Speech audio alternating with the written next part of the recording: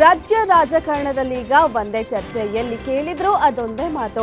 ಅಧಿಕಾರ ಹಂಚಿಕೆ ಅದ್ಯಾವಾಗ ಅನ್ನೋದೇ ಟಾಕ್. ಅದಕ್ಕೆ ಹಿಂದೆ ಕ್ಲೈಮ್ಯಾಕ್ಸ್ ಸಿಗಲಿದೆಯಾ ಅನ್ನೋದು ಮತ್ತೊಂದು ಬಿಗ್ ಟಾಕ್. ಇಷ್ಟು ದಿನ ಎಲ್ಲ ಹೈಕಮಾಂಡ್ ಕಡೆ ಬೊಟ್ಟು ಮಾಡಿ ತೋರಿಸ್ತಿದ್ರು.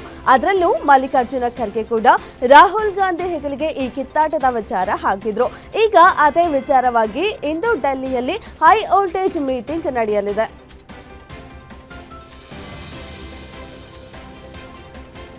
ಅತ್ತ ಹೈಕಮಾಂಡ್ ನಾಯಕರು ಪವರ್ ಶೇರಿಂಗ್ ಬಗ್ಗೆ ಫೈನಲ್ ನಿರ್ಧಾರಕ್ಕೆ ಮುಂದಾದ ಟೈಮಲ್ಲೇ ಸತೀಶ್ ಜಾರಕಿಹೊಳಿ ಆಕ್ಟಿವ್ ಆಗಿದ್ದಾರೆ.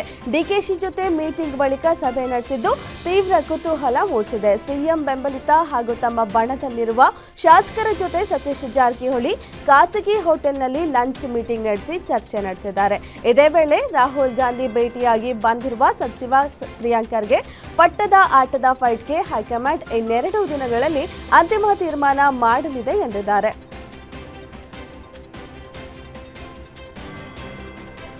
ಇತ್ತ ಡಿಕೆ ಶಿವಕುಮಾರ್ ಸಿಎಂ ಆಗಲೇಬೇಕು ಅಂತ ಪಟ್ಟು ಹಿಡಿದು ಕೂತಿದ್ದಾರೆ. ಒಪ್ಪಂದದ ಪ್ರಕಾರ ಅಧಿಕಾರ ಕೊಡಿಸಿ ಅಂತ ಹಠಕ್ಕೆ ಬಿದ್ದಿದ್ದಾರೆ. ಈಗಾಗಲೇ ಎಐಸಿಸಿ ಅಧ್ಯಕ್ಷ ಮಲ್ಲಿಕಾರ್ಜುನ ಖರ್ಗೆ ಭೇಟಿ ಮಾಡಿ ಹಕ್ಕು ಮಂಡನೆ ಮಾಡಿರುವ ಡಿಕೆಶಿ ರಾಹುಲ್ ಗಾಂಧಿ ಜೊತೆ ಮಾತನಾಡಿ ಸಿಎಂ ಸ್ಥಾನದ ವಿಚಾರ ಫೈನಲ್ ಮಾಡಿ ಅಂತ ಹೇಳಿದ್ದಾರೆ.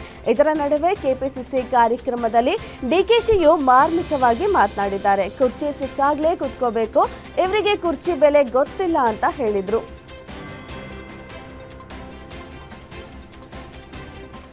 ರಾಜ್ಯ ಕಾಂಗ್ರೆಸ್ ಸರ್ಕಾರಕ್ಕೆ 2.5 ವರ್ಷ ತುಂಬಿದೆ. ಹೀಗಾಗಿ ಡಿಕೆ ಶಿವಕುಮಾರ್ಗೆ ಸಿಎಂ ಸ್ಥಾನ ಬಿಟ್ಟು ಕೊಡಬೇಕು ಅಂತ ಚರ್ಚೆಗಳು ಜೋರಾಗಿದೆ. ಇನ್ನು ಆಪ್ತರು ದೆಹಲಿಯವರೆಗೂ ಹೋಗಿ ಲಾಬಿ ಪಾಲಿಟಿಕ್ಸ್ ಮಾಡ್ಕೊಂಡು ಬಂದಿದ್ದಾರೆ.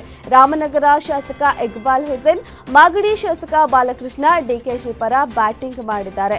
ಅದರಲ್ಲೂ ಎಷ್ಟು ದಿನ ಸೈಲೆಂಟ್ ಆಗಿದ್ದ ಒಕ್ಕಲಿಗ ಸಂಸ್ಥಾನದ ಮಠಾಧೀಶರಾದ ನಿರ್ಮಲಾನಂದ ಸ್ವಾಮೀಜಿಗಳು ಕೂಡ ಡಿಕೆಶಿ ಸಿಎಂ ಆಗಬೇಕು ಎಂದಿದ್ದಾರೆ.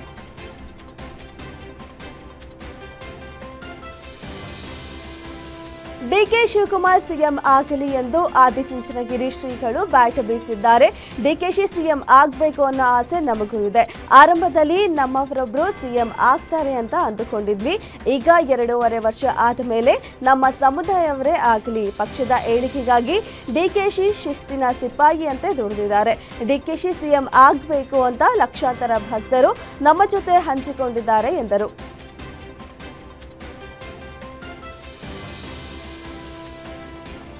ಡಿಸಿಎಂ ಡಿಕೆ ಶಿವಕುಮಾರ್ ಪರವಾಗಿ ಬಿಜೆಪಿಯ ಒಕ್ಕಲಿಗ ನಾಯಕರು ಕೂಡ ಬ್ಯಾಟಿಂಗ್ ಮಾಡುತ್ತಿದ್ದಾರೆ. ಮಾಜಿ ಕೇಂದ್ರ ಸಚಿವ ಸದಾನಂದ ಗೌಡ ಪಕ್ಷ ಕಟ್ಟಿದ್ದು ಡಿಕೆ ಶಿವಕುಮಾರ್, ಹೀಗಾಗಿ ಅವರಿಗೂ ಅವಕಾಶ ಸಿಗಬೇಕು ಎಂದಿದ್ದಾರೆ.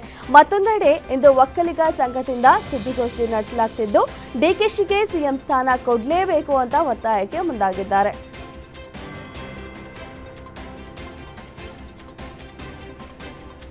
ರಾಜ್ಯದಲ್ಲಿ ಸಿಎಂ ಗದ್ದುಗೆಗಾಗಿ ಗುದ್ದಾಟ ಹೆಚ್ಚಾದ ಬೆನ್ನಲ್ಲೇ ಬಬಲಾದಿ ಮಠದ ಭವಿಷ್ಯ ನಿಜವಾಗಿದೆ. ರಾಜ್ಯ ರಾಜಕಾರಣದಲ್ಲಿ ಬಹಳಷ್ಟು ಬದಲಾವಣೆ ಆಗುತ್ತೆ ಎಂದು ವಿಜಯಪುರದ ಬಬಲಾದಿ ಕಾಲಜ್ಞಾನ ಮಠದ ಸಿದ್ದು ಮುತ್ಯ ಕಳೆದ ಶಿವರಾತ್ರಿಯಂದೇ ಭವಿಷ್ಯ ನುಡಿದಿದ್ರು.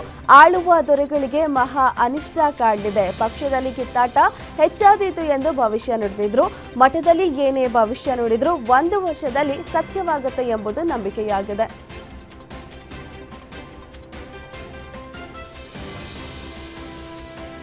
ಡಿಸಿಎಂ ಡಿಕೆ ಶಿವಕುಮಾರ್ ಸಿಎಂ ಆಗಲೆಂದು ಮಳವಳ್ಳಿಯಲ್ಲಿ ಒಕ್ಕಲಿಗರ ಸಂಘದ ಕಾರ್ಯಕರ್ತರು ವಿಶೇಷ ಪೂಜೆ ಸಲ್ಲಿಸಿದ್ದಾರೆ. ಮಂಡ್ಯದ ಮಳವಳ್ಳಿ ಪಟ್ಟಣದ ಲಕ್ಷ್ಮೀ ನರಸಿಂಹಸ್ವಾಮಿ ದೇವಸ್ಥಾನದಲ್ಲಿ ಪೂಜೆ ಸಲ್ಲಿಸಿ ಡಿಕೆಶಿ ಸಿಎಂ ಆಗಲಿ ಅಂತ ಹಾರೈಸಿದ್ದಾರೆ. ಡಿಕೆಶಿ ಭಾವಚಿತ್ರ ಇಟ್ಟು ಕಾರ್ಯಕರ್ತರು ಅರ್ಚನೆ ಮಾಡಿ ಮುಂದಿನ ಮುಖ್ಯಮಂತ್ರಿ ಡಿಕೆ ಶಿವಕುಮಾರ್ ಎಂದು ಘೋಷಣೆ ಕೂಗಿದ್ದಾರೆ.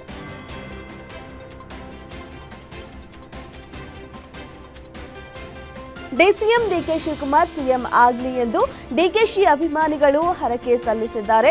ದೊಡ್ಡಬಳ್ಳಾಪುರ ತಾಲೂಕಿನ ಇತಿಹಾಸ ಪ್ರಸಿದ್ಧ ಘಾಟಿ ಸುಬ್ರಹ್ಮಣ್ಯ ಕ್ಷೇತ್ರದಲ್ಲಿ ಹರಕೆ ಸಲ್ಲಿಸಿದ್ದಾರೆ.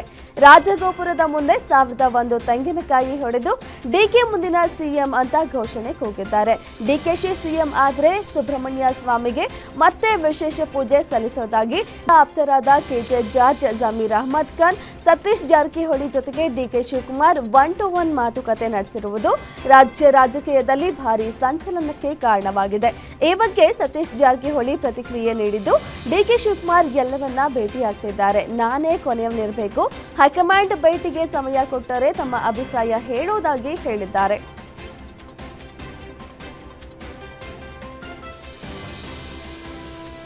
ಮುರುಘಾ ಮಠದ ಹಾಸ್ಟೆಲ್ನ ಇಬ್ಬರು ಅಪ್ರಾಪ್ತ ವಿದ್ಯಾರ್ಥಿನಿಯರಿಗೆ ಲೈಂಗಿಕ ಕಿರುಕುಳ ನೀಡಿದ್ದ ಆರೋಪದ ಮೇಲೆ ದಾಖಲಾಗಿದ್ದ ಪೋಕ್ಸೋ ಪ್ರಕರಣದಲ್ಲಿ ಮುರುಘಾ ಶ್ರೀಗಳು ನಿರ್ದೋಷಿ ಎಂದು ಕೋರ್ಟ್ ತೀರ್ಪು ನೀಡಿದೆ. 2022ರ ಆಗಸ್ಟ್ 26ರಂದು ಮೈಸೂರಿನ ನಜರಾಬಾದ್ ಠಾಣೆಯಲ್ಲಿ ಪ್ರಕರಣ ದಾಖಲಾಗಿತ್ತು. 3 ವರ್ಷಗಳ ಸುದೀರ್ಘ ತನಿಖೆ ಬಳಿಕ ಚಿತ್ರದುರ್ಗದ 2ನೇ ಜಿಲ್ಲಾ ಅಪರ ಮತ್ತು ಸತ್ರ ನ್ಯಾಯಾಲಯ ಶ್ರೀಗಳು ನಿರ್ದೋಷಿ ಅಂತ ತೀರ್ಪು ಪ್ರಕಟಿಸಿದೆ. ಇದರೊಂದಿಗೆ ಮೊದಲ ಪ್ರಕರಣ ಖುಲಾಸೆಯಾಗಿದೆ.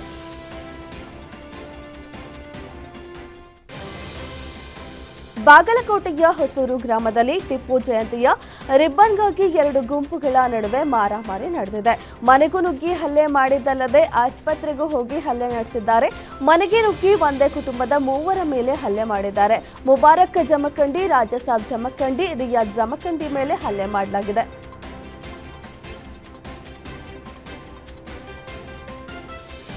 ಗೋವುಗಳನ್ನು ಸಾಗಿಸುತ್ತಿದ್ದ ಲಾರಿಯನ್ನು ತಡೆದು ಪರಿಶೀಲನೆ ಮಾಡಿದ್ದಕ್ಕೆ ಹಿಂದೂ ಸಂಘಟನೆ ಕಾರ್ಯಕರ್ತರ ಮೇಲೆ ಹಲ್ಲೆ ಮಾಡಿರುವ ಘಟನೆ ಕಲಬುರಗಿ ನಗರದ ರಿಂಗ್ ರಸ್ತೆಯ ರಾಮನಗರದ ಬಳಿ ನಡೆದಿದೆ. ಅಫ್ಜಲಾಪುರದಿಂದ ಆಳದ ಕಡೆಗೆ ತೆರಳುತ್ತಿದ್ದ ಗೋವು ತುಂಬದ ಲಾರಿಯನ್ನ ರೋಹಿತ್ ಮತ್ತು ಅನಿಲ್ ತಡೆದು ನಿಲ್ಲಿಸಿದ್ದಾರೆ. ಈ ವೇಳೆ ಇಬ್ಬರ ಮೇಲೆ ಹಲ್ಲೆ ಮಾಡಲಾಗಿದೆ. ಈ ಬಗ್ಗೆ ಕಲಬುರಗಿ ಸಬ್ ಅರ್ಬನ್ ಪೊಲೀಸ್ ಠಾಣೆಯಲ್ಲಿ ಪ್ರಕರಣ ದಾಖಲಾಗಿದೆ.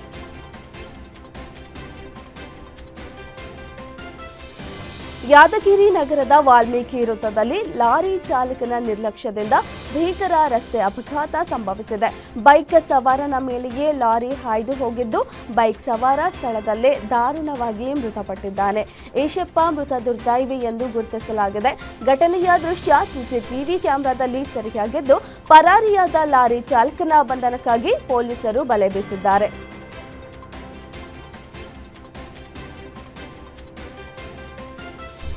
ಕರ್ನಾಟಕದ ಹೆಮ್ಮೆಯ ಪ್ರತಿಷ್ಠಿತ ನಂದಿನಿ ಬ್ರ್ಯಾಂಡ್ ತುಪ್ಪವನ್ನು ನಕಲಿ ಮಾಡಿ ಮಾರಾಟ ಮಾಡುತ್ತಿದ್ದ ಗೌಡೌನ್ ಮೇಲೆ ದಾಳಿ ನಡೆಸಿದ್ದ ಸಿಸಿಬಿ ಪೊಲೀಸರು ಮಹೇಂದ್ರ, ದೀಪಕ್, ಮುನಿರಾಜು ಮತ್ತು ಅಭಿ ಅರಸು ಸೇರಿದಂತೆ 4 ಜನರ ಗ್ಯಾಂಗ್ ಅನ್ನು ಅರೆಸ್ಟ್ ಮಾಡಿದ್ದಾರೆ.